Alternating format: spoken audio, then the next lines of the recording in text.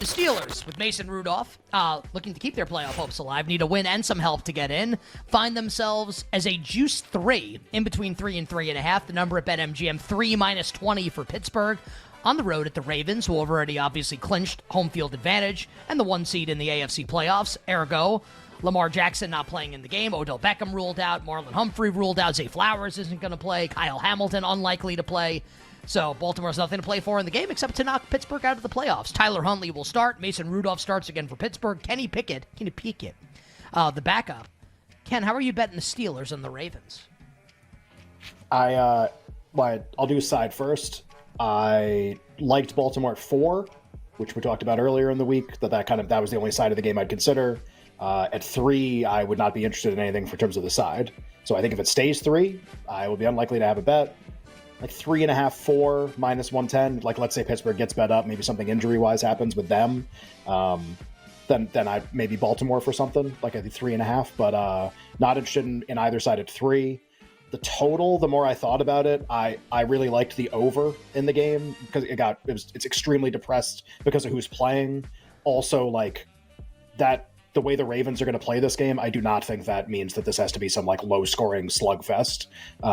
With the Ravens kind of playing a fake game. The problem with that is that there's supposed to be a driving rainstorm during the entire game. So that's why the total has gotten bet down a little bit more. So important to check the weather tomorrow to see what it's going to be like, to see what you want to bet in terms of the total and in terms of like props. If there's going to be wind involved in the game. It doesn't have to be. It's weather. It's 24 hours out. Just worth knowing there's the potential for that. Not like Jets-Patriots, but like, something that can affect the play of the game. And I'll say if the weather's not bad, a couple bucks on the over, more than 3, Baltimore, neither of these would qualify as like close to my favorite bets of the weekend. Yeah, more than 3 for me. But honestly, like that is probably my favorite bet of the week, was more than 3 with Baltimore when it existed. We literally talked about it on the show all week. It doesn't exist now. Maybe it'll come back in between now and kick off on Saturday. But again, like, we talked about it the whole week. So if you're someone that parachutes in just to listen to the bets on Friday, like, thank you. Like, we appreciate you listening and checking out the show. You got to listen to the show and watch the show during the week also, because you'll get good stuff then that doesn't exist towards the end of the week. All right, Ken, Texans and Colts, win and in-game. Loser leaves town match. Winner makes the playoffs, at least as a wild card team.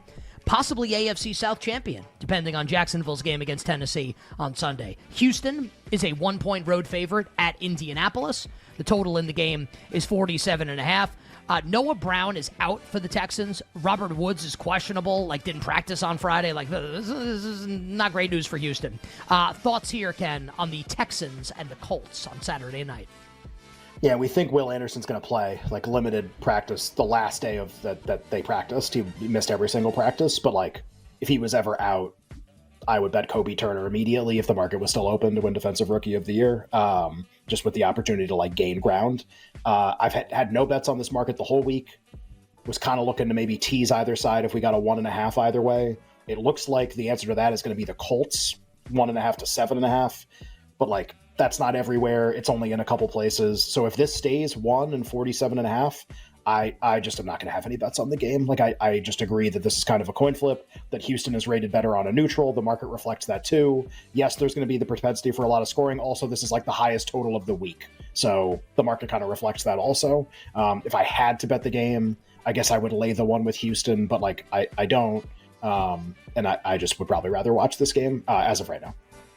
I'll bet Houston. I'll keep the analysis really shallow and really simple. Must-win game. I'll take the better quarterback. And if I lose, I'm willing to tip the cap to Gardner Minshew, Shane Steichen, and the Colts, and I'm totally fine with it. I'll lay the 1 with the Houston Texans coming up on Saturday night, and I think the Texans will make the playoffs in the AFC. The chance to send the Green Bay Packers packing from the postseason. Green Bay a win and in spot. Packers a 3-point home favorite against Chicago. Total is 45. Win and in for Green Bay. Christian Watson is questionable. I think he's probably going to play, but we won't know until Sunday. A.J. Dillon's been ruled out. So we still have something to be figured out here with the Packers skill position players. Anything for you here with the Packers and your Bears coming up on Sunday from Lambeau? Yeah, Jaden Reed also questionable. Dontavian Wicks, the same questionable. Yeah, we don't know who's going to be in uniform yet for the Green Bay Packers. Honestly, I don't think it matters. I say bear down, Chicago Bears. And I did so in the SGP market. and I play them on alt line at plus 3.5. This game is going to come down to a boot through the uprights on either side of the ledger. This is an arch rivalry game. The stakes are enormously high for Green Bay, and what a better spoiler role that the Bears could play. There isn't one.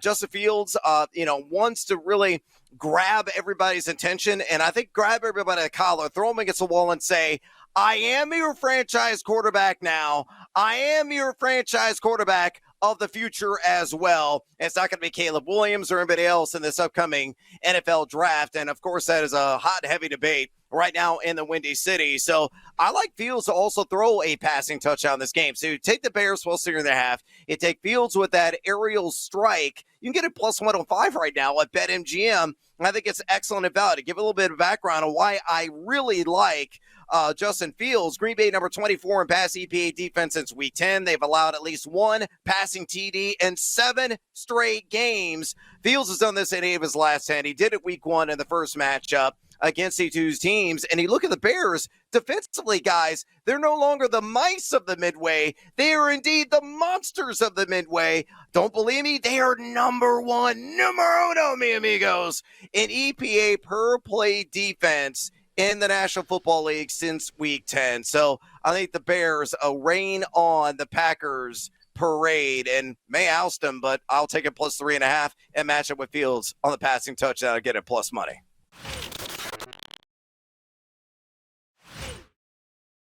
Sammy, let's go to Sunday here in the National Football League. You referenced the weather right now in Foxborough, and just like in the Northeast, like I walked outside this morning and like immediately wanted to walk back inside because it was like 20 degrees this morning. So big time cold front snow expected here in the Northeast. And Sammy, I think that leads us to the first bet that you really like this weekend. Tell us what you like here coming up with the Jets and the Patriots Sunday in Foxborough, and maybe the swan song for Billy B as head coach of the New England Patriots. Yeah, there was a report from the Boston Herald, Andrew Callahan, with some help from Doug Kyde. They were basically just putting Belichick on the spit and turning him over and over and over again. It's just a lot of bad stuff around that team. And I don't know that there's any edge sidewise. I mean, I know the public likes the Patriots. The Jets suck, but I mean, the Patriots suck too. So as I said off the top, I'm walking around Boston outside right now. I've been on the phone for 3 minutes. I can't feel my hand.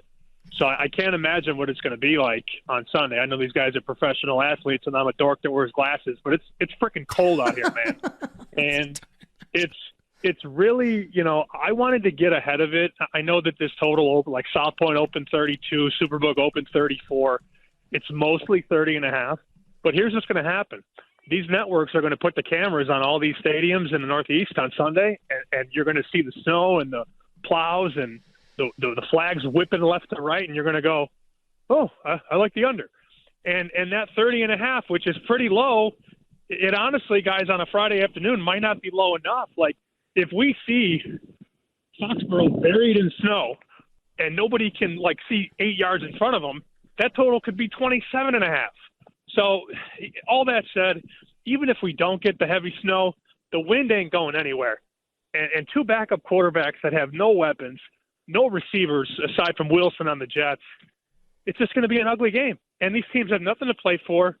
They're going to just get out of there, go on to the offseason. I think it's like a 16-10 final. So at 30.5, I'm under. I don't care. Ken, did you know that yesterday, January 4th, 2024, 24 years to the day from yesterday, January 4th, 2000, Bill Belichick resigned as HC of the NYJ on the back of a cocktail napkin. I still remember that day locally here when that happened. People absolutely lost their minds. So people, you really think 24 after resigning as HC of the NYJ 2 decades ago, been shoving it down everyone's throats for 20 years as HC of the NEP, that Bill Belichick's going to lose this game to Robert Saleh and his stupid painted-on beard? Give me the Patriots here, laying the 1.5. I've done this shtick like 9 times this week. Patriots laying it against the Jets.